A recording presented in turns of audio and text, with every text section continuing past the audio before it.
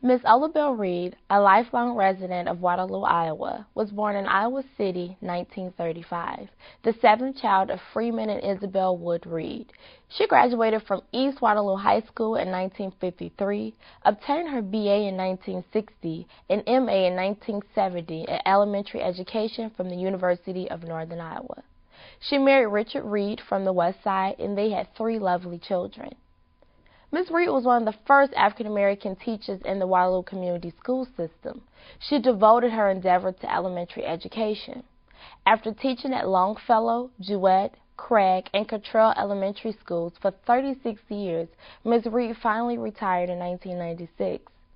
In 2010, Ms. Reed was honored a 50-year membership with the American Association of University Women, inducted into Golden Graduate Society of the University of Northern Iowa, and celebrated 50 years with Club Les Dames, a women's club she co-founded upon her graduation from college. She has worked with the African American Museum Board, Genealogy Society, and Civil War Roundtable, as well as other groups. When and where were you born? I was born January 30th of 1935 in Iowa City, Iowa. And I was the first child, the 7th child of my family who was born in a hospital. We know that you would, become an educator. That's what you would become an educator. You would pursue a career in education. Yes. Let's talk about just a little bit how your family life influenced that, if at all. Did your mother influence you? Your father, maybe brothers and sisters? I would say somewhat. It was my mother that probably had some influence upon me, like enjoying learning. I would see her reading. She would read the Bible, and she reflected a lot upon her early childhood education in the South. She had very good teachers. She said they call them professors. In that particular part of Mississippi, they had a good education. Then she would tell me about learning music, the meter. She knew things that I didn't know, the meters and this and that and she would bring up these things, and she would tell us stories, not read stories, but she would recite kind of like limericks, and she would tell stories, not so much from books, because we didn't have access to that many books. And her mother had been a teacher. And then I had a minister's wife. She was a Sunday school teacher, very, very dedicated, very knowledgeable. She would have some of us to stay all night with her, and I think she had a great influence upon me becoming an educator. If you reflect back on your K through 12 experience, was there a favorite teacher or a teacher who touched you, who might have inspired you? I did have another teacher along, I think she had about 4th grade, and she taught geography, and I was really impressed by her, and it was really interesting. She made the subject matter just really interesting and stand out, and it made me really want to see those places. When she talked about the mountains and the all that type of thing, it just made me want to see it, even though the only places that we got to travel was to Mississippi once a year, and so we didn't get to see much of the country. But I think even then I was seeing things through others, like and the teachers, and also through reading. Or coming through the educational system here in Waterloo that weren't so good. and that would also motivate you to become an educator? When I was a senior, the office manager took myself and another African American girl aside. It was in the spring of the year when you turn in applications to various businesses in Waterloo, like John Deere's, Rath Packing, and others. And he said, I'm going to tell you girls right now, I'm not going to turn in your applications because I know what's going to happen to them. They aren't going to hire you. They'll just throw them away because we were Negroes, and that was such a devastating thing to me. After all these years, I still remember going over to the corner of his office and having him tell us about how they would do. And I didn't even tell my parents. I just kept things like that inside of me. I didn't learn to get out with it until I got older. And then I got mad. Okay. Okay, now here you are, you're graduating, and you know, you get into, you enroll into college eventually. You would go to college. Let's talk a little bit about your undergraduate work and how you, when you got there, how you actually made the decision to go to college here. I had $60 that I had saved from my income tax return. I had worked a part-time job, and I had that, and I went on up to the university up here. Well, it was a college then, and what was it called? Iowa State Teachers College, ISTC. And I took the bus up here and registered, and it was $40 for the tuition. We were on a quarter system.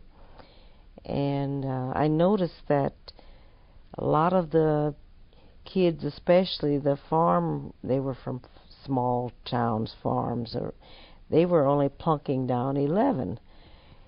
And I said, how come you're paying only $11 and I'm paying $40? And they said, well, how come you didn't know about the discount that teachers can get? If you want to be a teacher, it's only $11.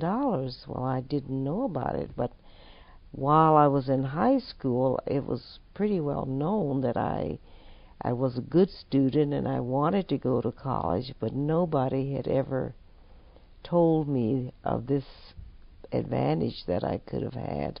Actually, you got your 4-year degree, you graduate, and where are you teaching at first? What school? I taught at Longfellow. It had a good number of African American children, but it still was about half white and half African American. A beautiful school, and my first principal was just super. He was a young man. He had been in World War II, I think, yeah. And he was so helpful, and he was so glad to have me aboard. I just don't know what I would have done if I had gotten into a school where there had been principal and other teachers who were not receiving me well, but they did. They were all so helpful, teachers and other staff. Yeah, that really helped me. I did have some problems with convincing parents that I was able to teach, because, well, I had even African American parents, because they just hadn't had them. And to this day, that is a problem in Waterloo, because they just haven't had enough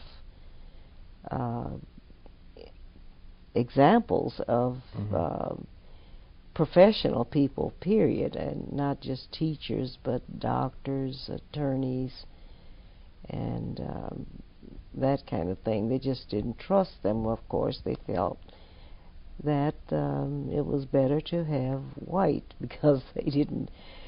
We have problems because of the prejudices and segregations and so forth, just like they do, which has really harmed our race in particular.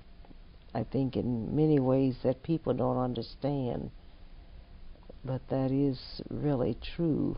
How did you deal with that? How did you deal with, you said it wasn't the administration, it wasn't your co-workers, other teachers, it was the parents, and in fact it was the African-American parents, right? It took several years of teaching and them actually seeing what I was doing, and I always went over and beyond the call of duty in my teaching for them to see. Finally, the reputation was getting out there that she's a good teacher, and the kids would go home and tell their parents, and I would do certain things that would involve parents. Sometimes I would visit homes on my time off to get acquainted with the parents. It didn't always ring true. I still had some problems. Did you go to white parents' house too? Yes. You did. You went because you had to convince both. Yes, especially I was in Evansdale. I remember the second school, and I got this notion I'm going to go to every home of my students, and they loved it. They really loved it. I tell you, that was a community that had a lot of bad things said about it, but in Evansdale. Yes, okay. When I went out there, it did used to be quite a community. But you shifted. Okay, you're talking about this is interesting. Because how long were you at Longfellow before you would go to Evansdale? I was there 11 years. 11 years at Longfellow. Now you're and you would go to Evansdale. And this same principal. What school is that? Was moved. Yes. Jouett. Okay. Moved to Evansdale, and he asked for me. He needed a teacher, and so he asked if I would come out there. He had a teacher that would be leaving, and so I did. So that was a good thing that I had him in my corner. But the teachers were very, very leery of me. They just didn't know how to act. They weren't around African Americans, or colored as we were called in those days. I've been through them all. Okay, so you were colored. Okay, that's fine. The colored, the Negro, Afro-American, African-American. Yeah. But once they really got to know me, and you see, I don't think, and in fact I have been told that my last school, my fourth and last school that I went to, had never had an African American. What school is this? This was Kittrell. Okay. And it's on the west side. And after my first year, during my evaluation, he was saying that. This is at Kittrell? Yes. This is the principal? Yes. Okay. He was so glad, he said, because of my personality, I was able to get through to the others, and if I had been one to, at the least little thing, blow up or walk out or that type of personality, we wouldn't have made it that far. I probably would have left long before I did. I think I was there 8 years. Okay. But so now you have a good experience at Longfellow, and you have a pretty good teaching experience at Jewett. But did you know going into the school, Kittrell, that you'd be the first Yes, African-American woman teacher to ever be in that school? Yes, I did. Okay. Was there pressure all there? These years, this was a West Side school, elementary school. How did the No, parents? Did the parents come into your classroom yes, and stuff? Parents, many of them would come and visit. I knew what the visiting was for, to check me out. And they weren't bringing you an apple? Well, the kids really loved me, and I think that went back home a lot too, when they saw that the children were accepting me. And I've always been go beyond what you have to do. In fact, sometimes I think that was maybe it was a fault of mine, but I do think it was good. I looked at those kids like they were on my level. Like the things that I would teach them. I was just thinking the other day, I looked at a letter that someone showed me that someone had typed for them. I just couldn't believe it.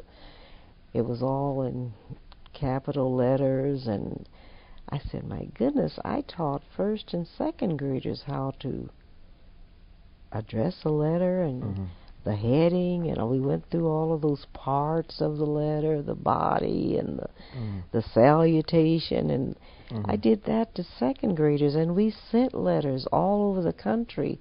There was a program through our little weekly newspaper that you could join, and I did for my children, and they wrote letters across the country, and then they received letters, and I couldn't believe that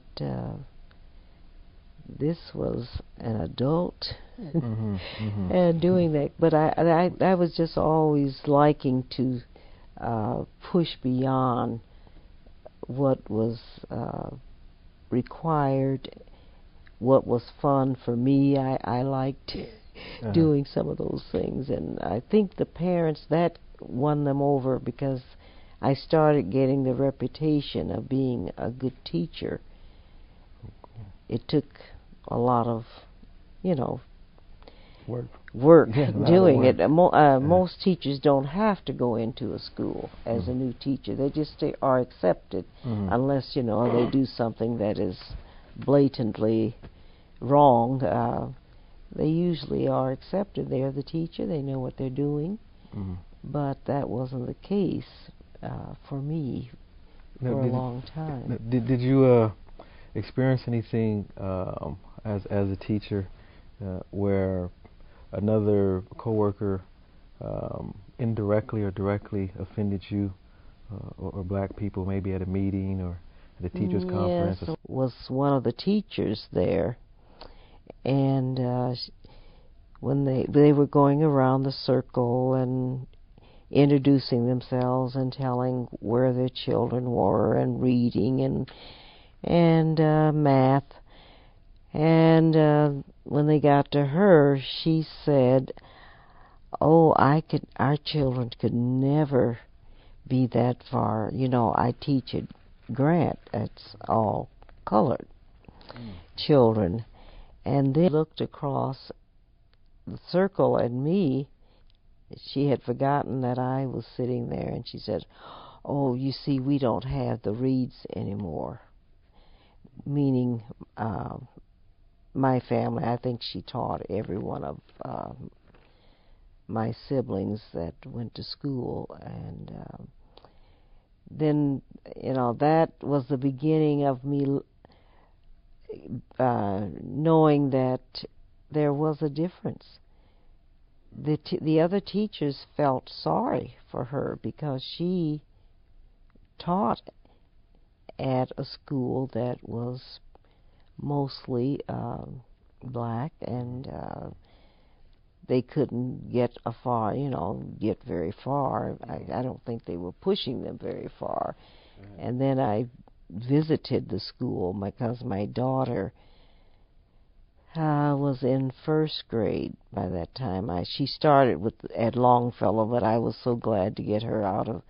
When we built a home, it was in the Grant district, so she started second grade at Grant School, and I just wanted to visit her school, so I took a half day off and went over, and 3 weeks before the dismissal of school for the year, and they were busy sending all of the materials back to the classroom, back to the storerooms for the summer.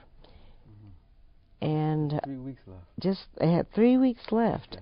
And there was my daughter, the books I was teaching out of the same books.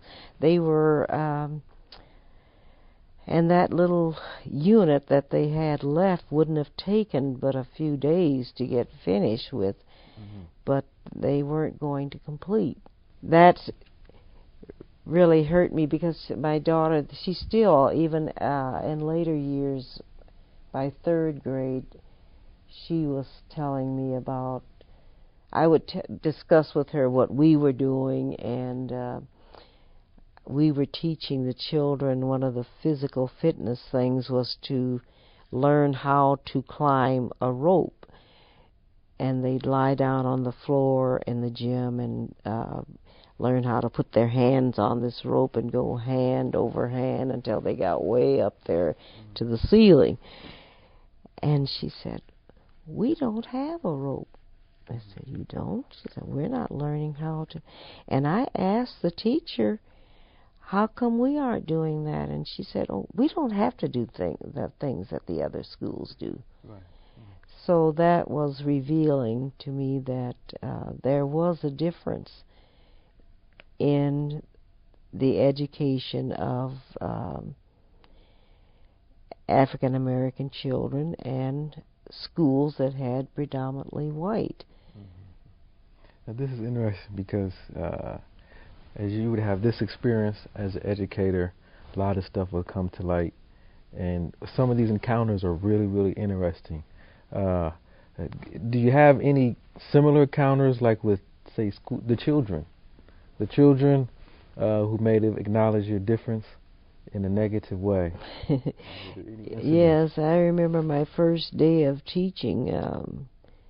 The children were at Longfellow School. We had large windows, and these were black children, black girls, and all of a sudden I heard one of them. I was putting my materials on the board, chalkboard, getting ready for the school day to start, and one of them looked in. She said, "Look, there's a colored teacher in there." It was like, that was just something, really something. I felt like a monkey in a zoo in a cage. They were, and then they had a crowd of them that were crowding around to see me, see this teacher. And I had many times when I would go on field trips to places around town, particularly to the Waterloo art. Well, they've changed the name. It used to be the Recreation Center, but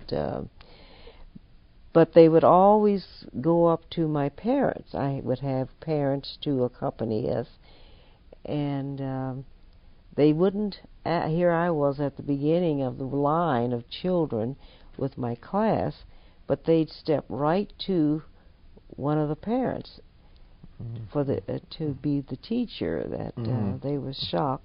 But you see, it's because we haven't had, and we still don't have enough of those kind of experiences, whereas you would have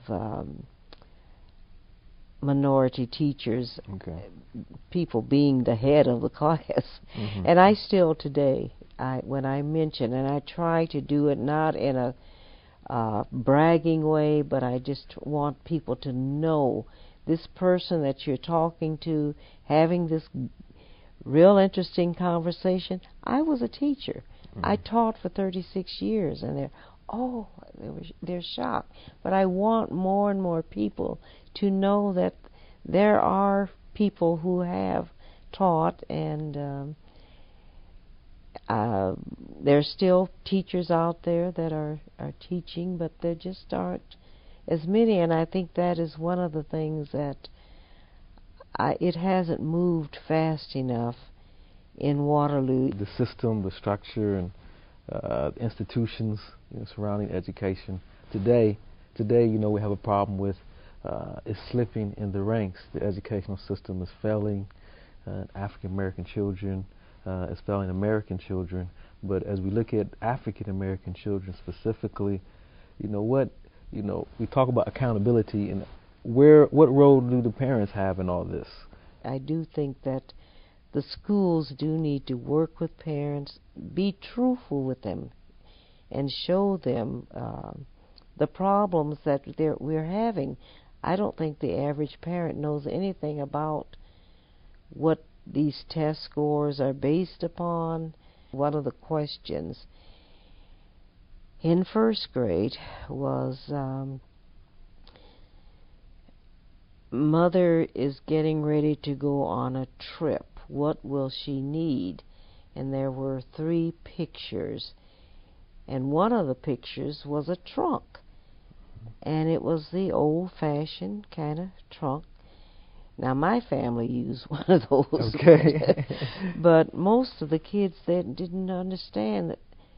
They had no concept of what that trunk was, so they didn't mark the trunk, which was the right answer. Mm-hmm. Mm-hmm. I'm sure they have corrected that, I hope, by now. Right. But it's those types of things that not only the African American children, I don't think any of them were, most of them were not prepared for that kind of a thing, but I think there needs to be more working with the parents to let them see some of the activities that they could do at home with the children. That wouldn't take a lot of time. I used to take my children out on just beyond Allen Hospital. You would be in the country. We'd take a country road to the left and go a few miles and stop, and we'd look at identify birds. Of course, I had that in up here at the college. Mm-hmm. And the red-winged, that's a red-winged blackbird, and discuss the differences between even heights of things, to get those concepts of taller, tallest. Mm-hmm. There's so many things that could be done with children like that the parents, I always said that I wouldn't mind mentoring parents after I retired. I would like to have a program where I could sit down with some young parents, but of course a lot of the parents were, I'd say, babies themselves when they had the children, and so they didn't really get the full extent of their own education. But I don't think anything that we teach, as far as when I was in school, taught us how to be parents, to do those kinds of things. I think we certainly need. I don't hear much of even home economics anymore. Mm-hmm. Those types of things, and where we did learn some things about parenting when I was in school, about even bathing a baby, and they'd have a real baby there, and all these kinds of things. But I think we need to do more with teaching how to parent, or giving them opportunities out in the community. Churches could get involved with parents. And well, tell me this, because you got one last words of advice that you could offer to parents today as we look at education from a teacher's perspective. What would you say to the parents today that would be enlightening, uplifting, encouraging to them to foster their children's education? I do think getting something in that home, letting children see you subscribe to some reading materials, not the best hairstyles and best dressed woman of the year or men or whatever that, and get stuff that have some substance and that they can relate to their families with that. I always subscribe for every one of my children a magazine. That was one of their Christmas gifts, whether it be my last grandchild, I got the Nickelodeon, I think, Junior. He was pretty young. I had it sent clear up to Minnesota, and he dearly loved that. And once they're looking forward, and this increases that love for learning.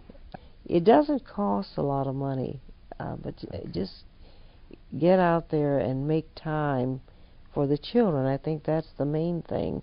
Make time for the children, and above all, I think teach them the proper things that are improper for their behavior. Okay.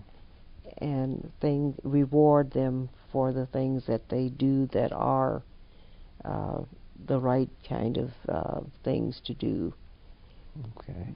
But I do think their experiences, take a trip out to Cincinnati to the Underground Railroad Freedom Center.